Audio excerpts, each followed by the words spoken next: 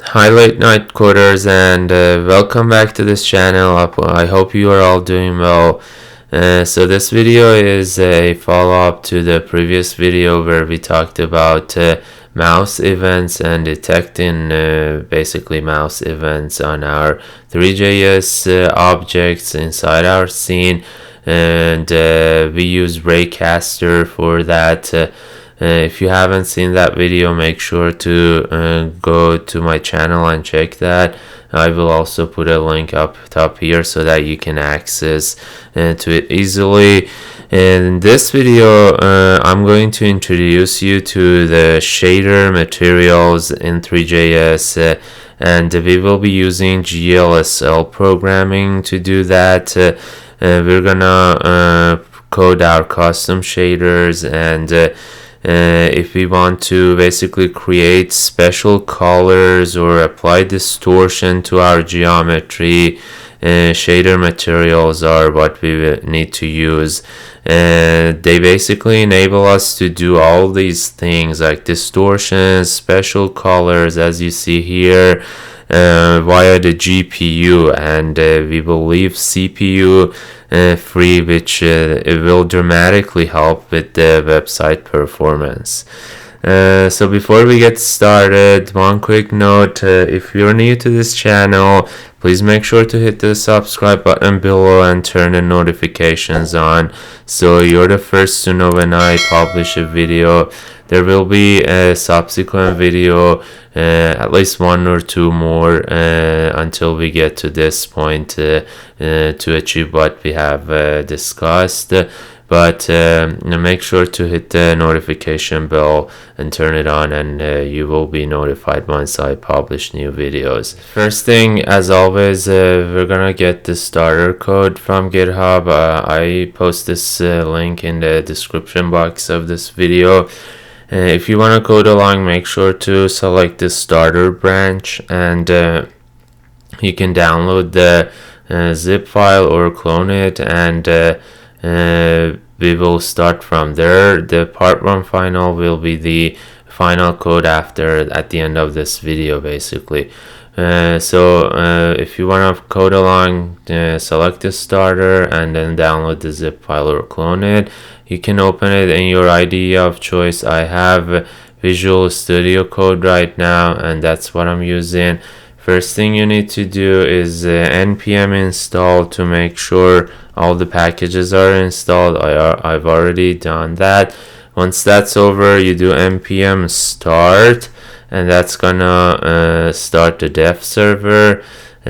All these files and folders here, these are the things that I've explained what they are, and you can go check out my previous videos and find out what we have and where everything is. So the first thing that I'm gonna show you here is to show you how the website is at this point. So you go to localhost 3000, and once you do that, we go to our ThreeJS page. Compared to the final code of last video, I've actually removed our plane geometry, and I only have our one sphere geometry here, and you can see that under the index.js file, under ThreeJS, under app folder. So again, if you don't know what these are, go check out my previous videos, and I'll put links to them during this video and also at the end, and in the description box of this video. So here you can see that I still have my plane geometry, but I've removed that from the scene. I'm not adding it to the scene, but I have a sphere buffer geometry. I'm turning the wireframe on to true, and that's what you see here. This is our wireframes. You can see here that everything here is a vertex, all these vertices here, and with custom shaders we can actually change the position of these vertices or like the color of them. So we'll talk about that in this video. Right now this geometry in itself is also like a shader material is used for this, but what we see here is a simplified version of that. It is actually all based on shaders, but it's like made easy, created by the ThreeJS contributors. So this like mesh basic material is a simplified material for that we can just use without having to code every single like vertex position, or just like do it from scratch as you would do like using WebGL if you wanted to start like from scratch there. But with ThreeJS this is already included in these functions and these properties, so we don't have to code them from scratch. But we are going to do some custom shader coding, and to start with that, the first thing we need to do is to change our mesh basic material to shader material. So I've commented that out. Each shader material, as I explained to you again, we have vertices, the position of vertices, and also the color of vertices. We will have two files, a vertex file and a fragment file. The vertex file is in charge of the positioning of the vertices, and the fragment will take care of coloring like each vertex in our geometry. So we're gonna define two files here, a vertex.glsl and a fragment.glsl. As I mentioned earlier, for custom shaders we are using GLSL language. Right now if I save this, obviously we don't have the file, so we're gonna get error. But we are defining two files. I have created a shaders folder here, which has a fragment.glsl and a vertex.glsl. This is something I've added to the starter code, so you can create the shaders folder and add these two files.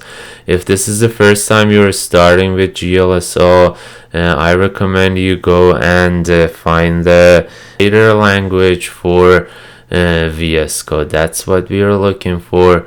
You can go and install it, and then it will like add colors to your code, and it will not just be like a simple like a white or like one color code. So make sure to install this extension if you're using VS Code, and if you're using any other IDE, just go Google it and I'm sure you'll find something for GLSL. The second thing, if we go back to our webpack config common file, the very first video that I created, and I put a post link on in this description of this video. Also, you should see the link up here. We have also defined a few under our modules and rules. We have defined a few rules for GLSL, so now we're using it. We are basically just defining loaders and letting the config file, basically our webpack, know that what needs to be done with files with GLSL extension. So that's also important. Make sure it's there. It is there, so I just wanted to point that out. And now we are ready to start programming. As I mentioned, GLSL is similar to C language, and the first thing we need to do is defining a void function, void main function. This is a function that will be called first. You don't need to do anything as long as you have imported your files and you have assigned fragment to fragment shader and vertex to vertex shader. It's gonna go and read this main file. I've looked a lot online, and the best kind of like description that I have found is probably this one here. I put a link in the description of this video, but basically this article here talks about what we need to do in our Vertex shader, and I will go through that. So I will put a link to that article also here. You can see that the first stage that they're talking is we need to position our geometry and the coordinates of our object where it begins in. So first thing here, number one is local coordinates are the coordinates of your object relative to its local origin. So for that, Vertex gives us Vertex shader gives us access to the position variable. We don't need to define it, we already have access to it, and that's the XYZ of every single every single vertex of our object. So first thing, we're gonna define our local position. So this is where our object is located, like locally in the local coordinate system. And the next thing we're gonna do is to transform this local coordinate to a world space coordinate, and that here is the second next step. And what we're basically doing, this world is these coordinates are relative to some global origin of the world, and that's being taken care of by multiplying our local position by a model matrix. I'm not gonna go into more details, but if you want to know more, there is this WebGL fundamentals here, and of course the book of shaders. You can go read through that, and you will find more details. But this step here is basically transforming our local coordinates to our world coordinates. And then the third step is we are transforming our world coordinates to our view coordinates. So that's how the camera or our viewer is seeing that object. So it's the viewer point of view. And we do that by multiplying that world position by view matrix. And then last step is to project that view coordinates to our clip coordinates and transform it to the screen coordinates that we have. And that is the last step actually they have here. So what we are doing here is, like, we have a clip space, that's what we see in the screen, and then we want to make sure that we transform our view space to that clip space, and we can so that we can see everything there. And then last but not least, we need to assign that final position to GL_position. This is what our vertex shader is going to look at. So GL_position is the final position that we want to have access to, and that defines every single position of every single vertex. So that is just basic description of how we take care of our position, our vertex position. So we have our local coordinates for the object, we will transform it to a world position, and then we will transform that to our view position, like how the camera can see it, or a viewer, and then we'll make sure that we fit it in our screen, and everything outside this clip position is not going to be basically rendered or shown. And eventually, since our main function is looking for a GL position in our vertex shader, we have to assign this clip position to our GL_position. The next thing we need to do is to take care of our fragment, and that is the colors for each vertex. Again, this one we start with a void main function, since we've defined our fragment shader here. That's the first thing the program is going to look for inside fragment.glsl, and this is going to be very simple. We will define a vector4 color, and vector4 is basically like an x, y, z, and like in our case RGBA actually, set of numbers from like 0 to 1, and then we have, for example, 1R, 0G, 0B, and alpha 1. So this is gonna be like a red color, and then we have to assign that color to gl_frag color, similar to gl position in Vertex. In the fragment main function, we have to define this glFrag color, and that's what takes care of the coloring of every vertex. So now I'm gonna save this, and let's see if we go back to localhost and reload the page. Yep, so we see everything here. This is exactly what we had with the mesh basic material with color of red. But the reason we've gone through all this custom shader coding is that now we can do anything we want with these vertices, and also with their colors, with the position and their colors. So now we have a control over all of that. And now let's actually see how we can control that. Like first of all, I can like easily just like change the color here. Now it's gonna be kind of like yellowish. If save and go back, because we had R and red and green of 1, and alpha was also 1, and yeah, you can see it's yellow-ish color. And now the first thing we want to do, and basically the last thing in this video, in this introduction, is to change the color of vertices based on their position.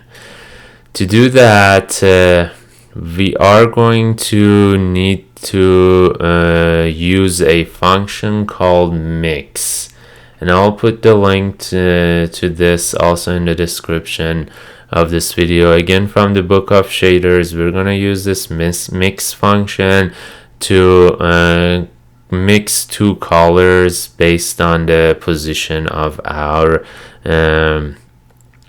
the vertex, each individual vertex. And as you can see, it performs a linear interpolation between x and y using a to weight between them. So we're specifically going to use this one, a vector 3 and vector 3 and a float. So what we need, first thing we need to do is before I do that, actually, if we go to our Vertex GLSL, there is a simpler way to actually combine all these together, and for that we can do and just like use one function, GL position, instead of having all of these separately and saving them into like different variables. We can just multiply them all in one line, or even simpler, we can combine the view matrix and model matrix as just one model view matrix, and that will take care of the thing as well. If I save it here, we should see the same yellow sphere there, and yeah, so it's exactly doing the same thing. Now going back to changing the fragment .glsl code here to assign different colors to different vertices. As I mentioned, we're gonna use a mix function, and we're gonna have two colors and a depth which is like this third, if I show you here, this third float number here, and that will be related to the position of each vertex. For the colors, we can just easily define two colors. I have 111, it's RGB, like it's white, and then 001, which is a blue color. And keep in mind, this is a vector 3 because our mix color is vector 3, and then we don't need to define alpha here. That's gonna be because we are mixing these two colors, and basically during the mix the alpha is gonna change when the two colors are connecting to each other, so we don't really need to define alpha here. And for the depth, what we need to do is to get the position of each vertex, and then manipulate that here to get our depth, because we want to assign different color to each vertex. So we don't have access to this position variable here in the fragment shader, so we need to somehow get the value of position here in our vertex and then send it to fragment. And there is a very simple way to do that.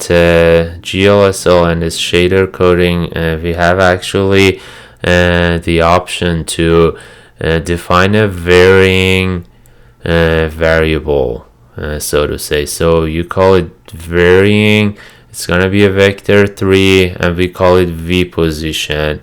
There are different kind of parameters or variables. Varying is one of them that we use to access, as I've mentioned here, to access one variable from like vertex in the fragment GLSL. And all we need to do is to just assign our position value to that v position, and now similarly we can define a varying v position here, and now we have access to the position. And what we're gonna do, since this depth is just a float, we can only get like the v position dot x here, and that's gonna give us a float, because v position by itself is a vec3, because it's similar to position, which is vec3, and we need a float for depth, as we saw in the mix function here.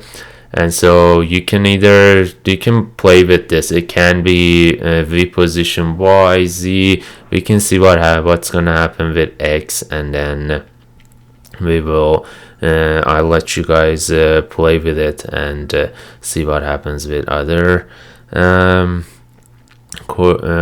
axes. And then finally, of course, we need to define our frag color, and for that we're gonna use this mixed color with like the fourth element of this vec4 as 1. And if I save all of these, I'm gonna save this one here, and then also this one, to make sure that we have access to v position in both files. And I'm gonna reload ThreeJS and this endpoint, and there it is. So you can see like we have two colors, they've mixed together. To see it better, it's probably a good idea to get rid of wireframe there, and also add our axis helper. And I also commented out the wireframe so that we can see the colors better and see what's actually happening. So if you remember, we are playing with our the depth here is the position x of each vertex. So If we go here, all the vertices inside like this, this blue is our z-axis, red is our x-axis, and everything like with x of positive has the blue color, and it kind of blends in with white as we go to the negative values for x. We can play with this again with this depth. I can add like a constant value here, and that's gonna kind of like shift this blue color back a little bit. As you can see here now, like we have this transition happening, but we have more of red. So make sure to play with it. You can like do Y or Z here and see what happens. And yeah, that should be it. Before I finish this video, I want to tell you about a few troubleshooting with your GLSL code. And for that, I've prepared these like few lines here. You'll see that in the final code also from GitHub. If you get errors on this GLSL files, either Vertex or Fragment, GLSL applies to both of them. And there might be one of these followings is probably the cause. GLSL programming indentation doesn't really matter that much, but these semicolons at the end, they matter. If you forget any of them, you're gonna get an error. And I can save it here and show you what kind of error you might get. You can actually look at the error in the dev tool as here, and kind of like track it back. So you can see like our GL position syntax error, and if you go back, you might be just like look through it. There may be like a line number or something that you can look at, and then first thing I always do is to check the semicolons here. So if I add that semicolon, it's gonna be fixed. The next thing is that you have to declare the type of the variable. So if it's a vec4, if you don't declare this vec4 here, it's gonna throw an error. For position, we don't need that, or geo position, it's already like kind of like a predefined variables there. But here, even for v position, I had to define vec3. And same in fragment shader. Again, here I have all the float vec3, everything defined there. So make sure, don't forget to declare the type of the variable, and then variable type should match the value also. So for example, if it's a float, you can't do like float a equal to 1. It has to have the decimal here, like dot. You can do either like 2.0, 1 or like 0.5. That's another thing, this number for all our XYZs and like RGBAs they all have to be float numbers. So if you just put 1 without the dot, or just put 0, this is probably gonna throw an error, so keep that in mind as well. And if you're assigning like a value of float to a, then you can't just like add 3 to it and define an integer before that. It has to match again, like the two sides both have to be float. So yeah, keep these in mind. I put them here just for your reference later on. If you get any errors, make sure to check these first, and then there might be something more complicated. But the problem with GLSL is that you can't really console.log or print stuff. So first thing I always do, check these, and then 99% of the time that's the problem. There is like 1%, 2% of the time that it's more complicated than that. So make sure to look at the error on this like Chrome DevTools. Right now everything is fine, and I think that's about it. If you found this video helpful, make sure to like the video and don't forget to subscribe to the channel and turn the notification bell on. There will be a part 2 to this, and as I mentioned, this final code for part 1 is also on the GitHub. I'll put a link to that also in the description box, and then we'll have a part 2 where I explain more about things that we can do, because eventually we'll want to get to this point, what you see here. So thanks a lot everyone, and I hope you have a good day, and talk to you later.